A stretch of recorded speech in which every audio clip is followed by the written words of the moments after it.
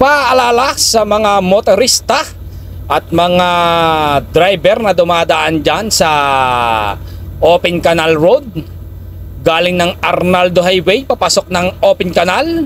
Yan po ay isasara ngayong October 9. At yan po ay dahil i-renovate na po yung kalsada na yan hanggang doon sa may planta ng Annex Ready Mix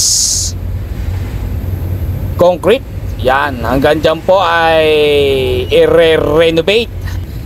Pangsamantala, yung mga dadaan po papuntang Imus, doon po kayo dadaan sa may Advincula Road, dyan sa may Zone 2, Lancaster. Yan. At pagkatapos, kakana naman kayo sa Lancaster Road, palabas naman ng Open Canal. Yan. At pag nakalampas na po kayo dyan sa Lancaster Road, madadaanan nyo po dyan yung ginagawang SM Gentrias. At pagkalampas nyo po ay po pwede na kayong kumaliwa papuntang Imus. Sa mga first time makakadaan dito sa Advincula Road, yan, dahil ito ay private road, may gwardiya dyan sa may labas pag pumasok kayo ng Lancaster dyan sa may Arnaldo Highway. Pagka kumanan kayo, yan, andyan po yung gwardiya. At ito ay nasa loob, ito po yung Advincula Avenue. Ayan, Advincula Road. Yan. At sa lugar na ito ay mayroong maliit na tulay, paglampas po ng mga akasya na yan.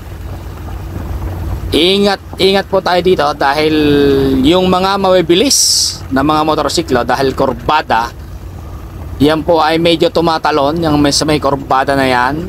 Dahil pagka mabilis ang inyong takbo po, pwede po kayong maaksidente at bumangga dyan sa may gutter na yan. Kaya ingat lang po dyan. At medyo dahan-dahan lang po tayo sa lugar na ito dahil may mga lumalabas na sasakyan dyan sa mga gate ng subdivision. Dito sa may kanan yung MS-11, nadaanan natin. At dire-diretso lang po tayo. May mga kurbada pa rin sa lugar na ito. Medyo ingat lang po kayo kasi dahil two-way lang ito. Yan. Lalo na sa'yo, kuya, shout out. Yan, yung overtake, muntik na mag-overshoot sa may kanan.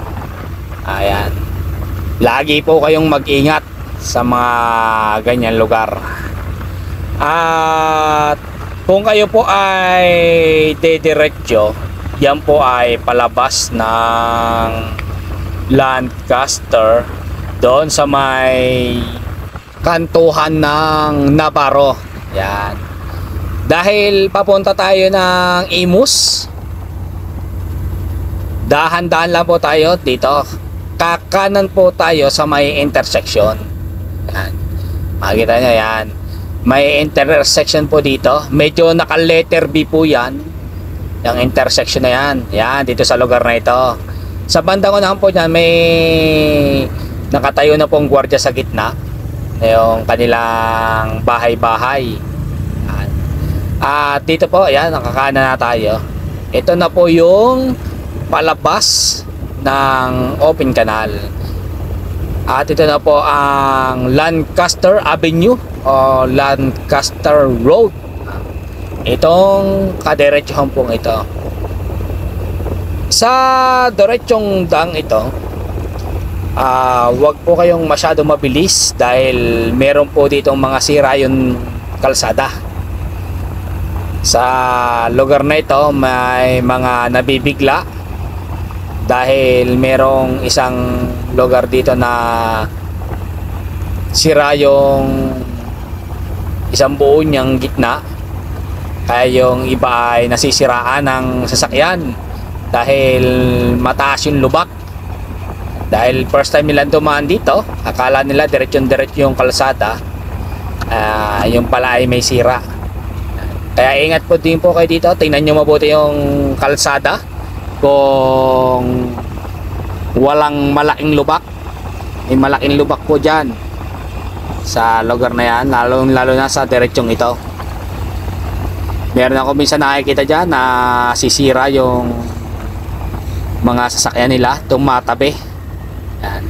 At yan po ay sa may lugar na ito. Yan, medyo malalim na po ang lugar na ito. Doon sa mga dumadaan na 4 wheels, lalo na sa mga kotse, medyo mababa. Sila yung medyo nadadali dyan dahil lumalapat yung kanilang mga side. Yan. At sa bandang unahan, ito po ay rotonda. Yan. Ikot lang po kayo dito sa may rotonda na ito. At pagdating dyan sa may bandang unahan, kakanan naman po kayo palabas. Ito po yung lugar na na-vlog ko nung nakaraan na Demolition Road. Yan, yan, nasa may kanan na yan dahil yan po ay sakop ng gagawing SM Gen 3. Yan.